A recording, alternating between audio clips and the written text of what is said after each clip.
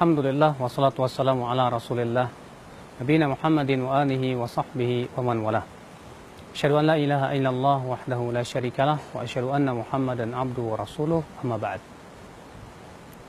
Setiap kita terkadang suka bernyanyi, nyanyi dangdut lah, ada yang suka nyanyi pop lah dan yang lainnya. Namun tentu kita berusaha untuk mengetahui tentang hakikat nyanyian menurut kacamata Islam. Karena akhal Islam azakumullah wa iyakum, banyak orang yang menjadikan nyanyian sebagai pelipur lara dalam kehidupan. Banyak orang menjadikan nyanyian sebagai penghibur kesedihannya. Ada juga yang mengatakan katanya, wah, kalau tanpa bernyanyi, tanpa musik kayaknya dunia ini sepi. Padahal akhi azakumullah, kalau kita perhatikan nas-nas Al-Quran dan hadis tentang masalah nyanyian, kebanyakan nas-nas itu mengecam. Contoh misalnya Allah mengatakan, wa minan nas may yashtari lahwal hadits liyudhilla an sabilillah. Di antara manusia ada yang membeli lahwal hadits, ucapan yang sia-sia, untuk menyesatkan manusia dari jalan Allah. Ibnu Mas'ud ketika menafsirkan ayat ini mengatakan, demi Allah yang dimaksud dengan ayat itulah ghina. Apa itu? Nyanyian. Ternyata para sahabat menafsirkan ayat tersebut bahwa yang dimaksud ayat itu adalah nyanyian. Imam Malik mengatakan al-ghina mumbitun nifaq, nyanyian itu bisa menumbuhkan kemunafikan. Waduh, berat ya. Allah juga berfirman, wasyu'ara'u yattabi'uhumul ghawun. Para penyair itu diikuti oleh orang-orang yang sesat. Ternyata akhal Islam, nyanyian itu tidak dipuji oleh Al-Quran. Para penyair ternyata pun juga tidak dipuji oleh Al-Quran. Nah sekarang, apakah hukumnya haram? Terjadi perselisihan para ulama tentang hukum nyanyian. Sebagian ulama mengatakan haram. Ini pendapat Imam Malik, Imam Abu Hanifah, bahkan Abu Hanifah yang paling keras dalam masalah ini. Sebagian ulama mengatakan makruh. Sementara Imam Syafi'i mengatakan boleh, tapi dengan syarat. Syarat yang pertama tidak mengandung kemaksiatan. Nyanyian tersebut tidak mengandung sesuatu yang berbau kesyirikan, atau mensifati wanita misalnya, ataupun tentang arak, judi, ataupun yang sifatnya maksiat, maka ini diharamkan. Syarat yang kedua, tidak boleh sering. Kenapa? Karena Nabi SAW mengatakan, la an yumla batnu ahadikum qayhan wa sadidan khairun lahu min an yumla syi'ra. Lebih baik perut seseorang dipenuhi dengan nanah dan darah, itu lebih baik daripada dipenuhi oleh syair nyanyian. Maka Imam Syafi'i mensyaratkan bahwa kita tidak boleh terlalu menyeringkan dengan syair dan nyanyian. Kenapa sih? Nyanyian dalam Al-Quran dan hadis ternyata tidak dipuji. Bahkan para ulama pun berbeda pendapat tentang masalah hukum nyanyian.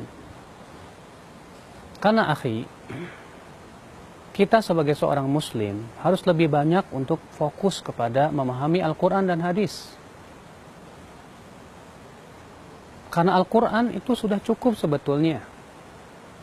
Al-Quran mempunyai balaghah yang sangat tinggi, seni bahasa yang luar biasa. Oleh karena itulah, Al-Quran adalah merupakan perkara yang Allah turunkan untuk manusia, memenuhi hati dan kebutuhan hati mereka. Allah jadikan Al-Quran sebagai syifa, obat penyembuh. Allah berfirman, ya ayuhan nas, wahai manusia, qad ja'atkum mau'izatun min rabbikum, telah datang kepada kamu peringatan dari Rabb kamu. Wa syifaa'un lima fis sudur, dan sebagai syifa, obat terhadap apa yang ada di dalam hati. Wa hudan wa mau'izatan lil muttaqin, lil mu'minin, dan sebagai hidayah serta peringatan untuk orang yang beriman. Maka Allah menjadikan Al-Quran sebagai obat. Allah tidak menjadikan obat hati, obat penyakit hati itu nyanyian. Sebagian orang menganggap nyanyian itu mengobati kesedihan. Tidak. Justru kata sebagian ulama, nyanyian itu malah menambah penyakit hati. Oleh karena itu ya akhi, siapa yang ingin mencari obat untuk hati kita, hendaklah dengan Al-Quran. Bahkan Ibnu Qayyim rahimahullah mengatakan, tidak akan bertemu dua cinta dalam satu hati. Cinta Al-Quran dan cinta nyanyian. Orang yang cinta Al-Quran, dia tidak akan menyukai nyanyian.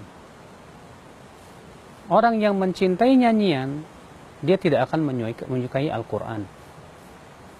Tidak akan mungkin seseorang kedua-duanya ia cintai. Sulit. Bahkan kalau kita perhatikan anak-anak kecil yang terbiasa dengan nyanyian, apalagi tambah lagi dengan main-main game, sulit sekali menghafal Al-Quran. Tapi kita perhatikan anak-anak yang tidak dibiasakan dengan nyanyian, ternyata lebih mudah untuk menghafalkan Al-Quranul Karim. Ternyata Allah enggan untuk mempersatukan antara nyanyian dan Al-Quran. Makanya para ulama mengatakan, ya makruh atau haram hukumnya melagukan Al-Quran bagaikan nyanyian. Tidak dibenarkan, karena Al-Quran bukan nyanyian. Al-Quran bukan syair. Oleh karena itu ya akhwat Islam, azakumullah wa iyyakum, bersenandung dengan nyanyian sekali-kali boleh, silahkan, apabila memang isinya baik, ya, isinya ya untuk mengenalkan diri kita tentang Allah Subhanahu wa taala. Tapi itu jangan kita jadikan sebagai sebuah kebiasaan, keseringan. Karena Rasulullah SAW mengatakan, lebih baik perut seseorang dipenuhi dengan nanah dan darah daripada dipenuhi dengan nyanyian. Masya Allah. Jadikan hati kita ya lebih terhibur dengan Al-Quran. Jadikan hati kita, ya, kesedihan kita terhibur dengan Al-Quranul Karim. Adalah Rasulullah SAW berdoa, anta ja'al Qur'ana rabi'a qalbi, ya Allah jadikan Al-Quran sebagai penyejuk hatiku, wa nura sadri, cahaya di dadaku, wa jala'a huzni, penghilang kesedihanku, wa dhaba hammi, dan penghilang kegundahanku.